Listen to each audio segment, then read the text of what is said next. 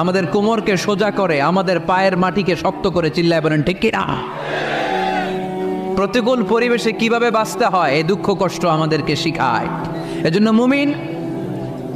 মুমিন বান্দার বৈশিষ্ট্য হচ্ছে দুঃখ কষ্ট বেদনা জ্বালা এগুলোতে সে আপসেট হয় না, সে হাল ছেড়ে দেয় না, সে ভরসা রাখে একজনের উপর। চিল্লায় বলতে হবে তিনি কে?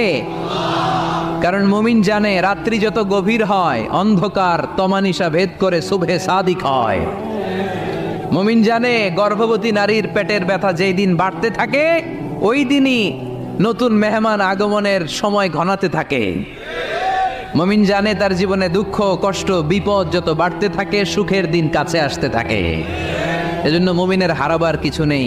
ইন্না মাআল উসরি ইউসরা, ইন্না মাআল উসরি ইউসরা। নবী হে, কষ্টের পরেই আছে আনন্দ, দুঃখের পরেই আছে সুখ। আপনি সমস্যায় পড়েছেন, ওই সমস্যার